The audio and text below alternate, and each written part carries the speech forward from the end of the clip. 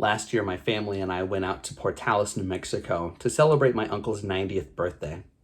We don't get to see the relatives on my mom's side very often, and that's in part because of the long distance, but also because leaving the farm to go on a trip isn't quite that simple. Livestock are not pets, but they do require food and water every day, and somebody has to handle that while we're gone. Well, this time the responsibility fell to my sister's boyfriend, who stayed behind. And if you're going to take care of someone's livestock, there's an unspoken agreement that when the farmer or rancher returns, he or she will have the same number of animals as when they left. There won't be any extra, but more importantly, there won't be any fewer. So we're out in New Mexico and Dad gets a phone call. It's my sister's boyfriend.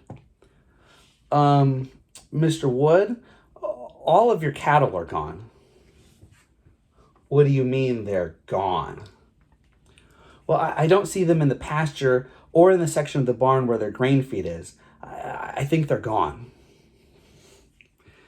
Well, this guy's got to be thinking, Mr. Wood gave me one job to do, a simple job at that. And here I've gone and lost his entire cattle herd. There's a whole lot of powerful machinery here and quite a bit of space between the neighbors. Well, Mr. Wood could toss me into the manure spreader and my body is now fertilizer for his fields. Well, Dad tells him, take a walk all the way around the barn. Okay, Mr. Wood, I'll get right on it. So he takes a walk all the way around the barn, and voila, he finds the cattle. Well, there's a section adjacent to the hog pen that Dad converted to a space where the cattle can go to munch on hay. And it's in kind of a blind spot, so if you don't know it's there, I could see how you might think the cattle are gone. Well, Jordan isn't the first man to have a little scare while tending to the livestock owned by the father of his significant other. We'll dive into that story after a while, but first, let's stay in the universe of late May 2022 for just a minute. Headline news across the nation was about the terrible shortage of baby formula. Store shelves were empty, and even if they did happen to have baby formula, there was no guarantee that it would be the very particular variety that we needed to help my then 6-month-old daughter with her colic. Well, on this trip to New Mexico, one of my relatives, her name is Debbie, came up to me and asked what kind of formula Charlotte needed. So I showed her a picture, and she said, don't you worry, I'm on it. I'm gonna look everywhere. And I'm friends with a whole bunch of mommies, and I'll have them look everywhere too. Thank you, Debbie. I appreciate it. That's very kind of you. Well, so much was happening in the grand scheme of this trip, I didn't think a whole lot about that brief conversation. But you know what? Shortly after we got back home, multiple boxes arrived at my doorstep. Baby formula from Debbie and members of her immediate family. And this stuff isn't cheap. I'm calculating in my head how much money I need to send them. And she said, nope, absolutely not. Well, almost a year separated from this, we've since graduated from formula, but my wife and I are beyond grateful to say that with the boxes sent from Debbie and her family, when added to our supply and some help we got from a few other family members and friends, Charlotte Josephine always had enough to fill her tummy. Praise God. Well, adversity has a way of generating wonderful rallying cries for people who are either affected by or are otherwise aware of the struggle. And they're usually short 2 to 3 word slogans. And if you know the associated story, they make you feel some kind of way. After 9/11, our country had 2 rallying cries. The first was United We Stand. There were posters with an image of the American flag and those 3 words, United We Stand. Well, retail stores sold out of actual flags so quickly they couldn't keep up with the demand. Posters could be mass-produced a lot faster than actual flags, so if flags were unavailable, these posters became a great alternative for people to display their solidarity and pride. The other rallying cry was "Let's roll." And those were the last words of Todd Beamer, one of the passengers on United Flight 93 that fought back against the hijackers and ultimately brought the plane down in Somerset County, Pennsylvania. He was on the phone with Lisa Jefferson, a supervisor at the Verizon call center in the Chicago suburb of Oak Brook. And at the end of their conversation, Todd asked Lisa if she would pray with him. Well, together they recited the Lord's Prayer and part of the 23rd Psalm. And then Todd said, "God help me. Jesus help me." Are you guys ready? Let's roll. And off he went. Well, the tremendous courage of those words in the face of extreme turmoil, and in this case, extreme evil, lifted a grieving nation back to its feet, ready to join the fight that Todd had so bravely and so tragically entered on that fateful morning. United we stand, let's roll. Well, slogans and hashtags have also been used as rallying cries for people who are battling cancer or other serious illnesses. And oftentimes it will be the person's first name or nickname followed by the word strong. Tyler Strong, Rick Strong, M. Set Strong. And if you know or are otherwise aware of the associated person and what they're going through, those words really hit you in the feels. And while the name strong slogans are perhaps the most common, last year a cancer warrior emerged and adopted her own unique rallying cry. It's become a mantra that can be applied not only to her individual cancer journey, but to any person facing any sort of adversity. And her rallying cry is 2 words: but God. Well, before we get into the backstory on her situation, we're going to use her "but God" mantra as a lens with which to view a rather eventful day that Moses had while caring for his father-in-law's livestock. Well, Exodus chapter 3 begins with Moses wrangling his father-in-law's flock on the far side of the wilderness. Moses is in the outback. And when I say outback, I don't mean Paul Hogan putting shrimp on the Barbie and drinking a Foster's lager. I mean real outback. It's there that God appears to Moses in the burning bush and tells him to deliver the Hebrew people out of bondage in Egypt. Well, Moses says, "Surely you can't be serious." And God replies, "I am serious, and don't call me Shirley." Well, Moses walked right into that Leslie Nielsen gag. So he grins and says, "Okay, then what is your name? What should I call you?" And God replies, "I am who I am." Well, in establishing his credibility and his purpose for speaking to Moses, God uses 3 verbs. He says, "I have seen the misery of my people in Egypt. I have heard their cries in bondage, and I know about their suffering." Well, Moses learns 3 pieces of information. Number 1, God is not blind. God sees the misery of his people in Egypt. Number 2, God is not deaf. God hears his people crying in bondage. And number 3, God is not ignorant. God knows about his people's suffering. Well, Moses is a fugitive. He also has a speech impediment. And he's convinced that his criminal record and his stutter will hinder his ability to serve God.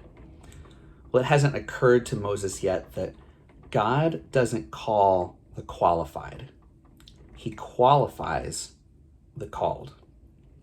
God uses who we are not to show who he is. God uses you in spite of you. Well, when Moses offers the excuse of his stutter, God has had enough.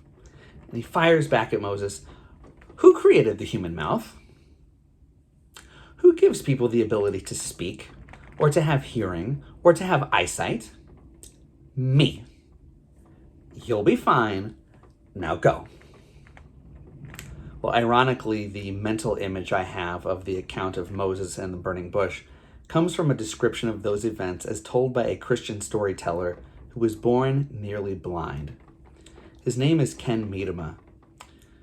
His eyes only see the outlines of major objects, and he can only recognize the presence of light from shadows. Well, despite these physical limitations, for decades, God, through the gift of music, has used Ken Medema as a storyteller. God's taken a man who can barely see anything and has used him to help others see things in vivid detail. Well, 6 years ago, I gave a sermon in which I incorporated Ken Medema's version of the story of Ananias visiting Saul. Well, today, I'm going to tell you his version of the story of Moses and the burning bush. And I'll warn you right now, he puts a real kicker on the end. Old Moses, way back there in the wilderness, saw some smoke, came to the bush, and the bush was burning. God said, "Take off your shoes, Moses.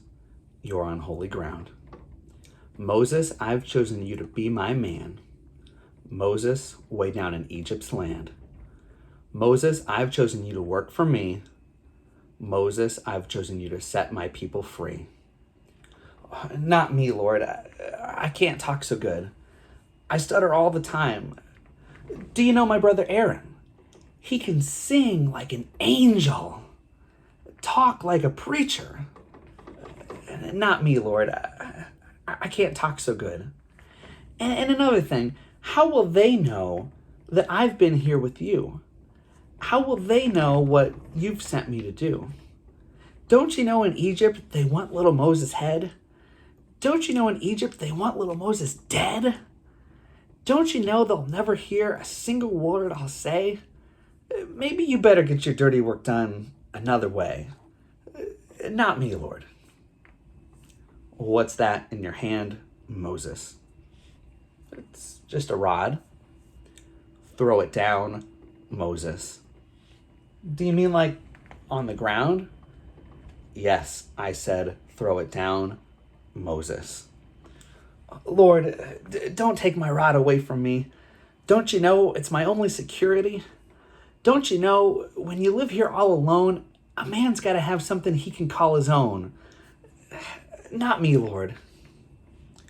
"Throw it down, Moses." "But Lord, Throw it down, Moses." But. "Throw it down, Moses."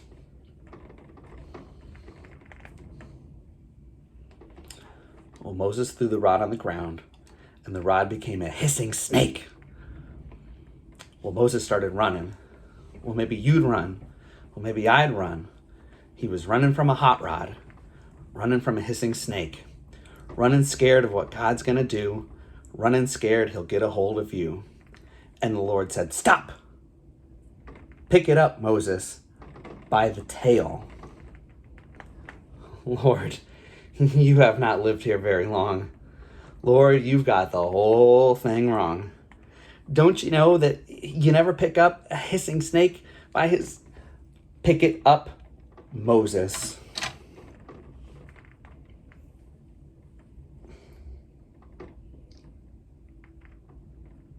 Oh God. It's a rod again. It's a rod again. It's a rod again. Do you know what it means, Moses? Do you know what I'm trying to say, Moses? The rod of Moses became the rod of God. With the rod of God, strike the rock and the waters will come. With the rod of God, part the waters of the sea. With the rod of God, you can strike old Pharaoh dead. With the rod of God, you can set the people free. What do you hold in your hand today? To what or to whom are you bound? Are you willing to give it to God right now? Give it up, let it go, throw it down. Ken Medema does an excellent job of illustrating the argument. In so many words, Moses keeps saying, "But God. But God, I have a speech impediment. But God, the Hebrew people won't listen to me. But God, Pharaoh won't listen to me. But God, I'm scared of the snake. But God, but God, but God. Well, today I'm going to tell you how those two words, but God, became a rallying cry. I began this sermon by reminiscing a little about a trip I took to visit my mom's family in New Mexico, and that was May of last year. Well, in September, one of my cousins, her name is Dina, was diagnosed with acute myeloid leukemia. It's a form of cancer that starts in the blood-forming cells of the bone marrow. Well, on her first day of chemotherapy in October, she wrote these words: "I have a bit of a battle, but my tribe is surrounding me. I'm not mad. I don't ask God why. I'm not depressed, and for the most part, not anxious. God is a powerful God, and I'm expecting not just remission, but cure. I'm truly blessed. Hashtag, but God." Well, in every update since, Dina always concludes with hashtag, but God. Well, as I mentioned earlier, what started as a rallying cry for one woman's journey through cancer treatment has, in my mind, become a rallying cry for any adverse situation, because it not only flips negativity upside down, it also provides a witness to God's amazing grace. Let's start from the top. But God, I'm terrified that Mr. Wood's cattle are missing. I'm terrified that Mr. Wood's cattle are missing, but God. But God, right when we have a baby, there's a massive formula shortage. Right when we have a baby, there's a massive formula shortage, but God. But God, the devil wants to use this airplane as a weapon to murder tons of innocent people.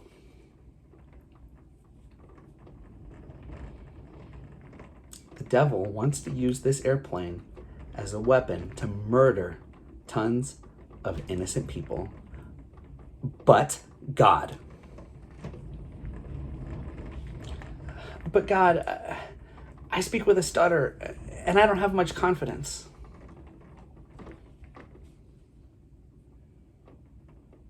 I speak with a stutter, and I don't have much confidence. But God. But God! Acute myeloid leukemia.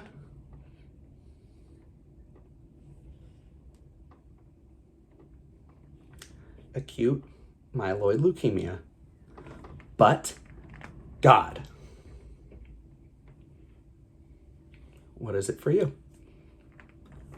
What do you hold in your hand today? To what or to whom are you bound? Are you willing to give it to God right now? Give it up. Let it go. Throw it down. But God, but God, but God. No. But God, but God, but God. Amen.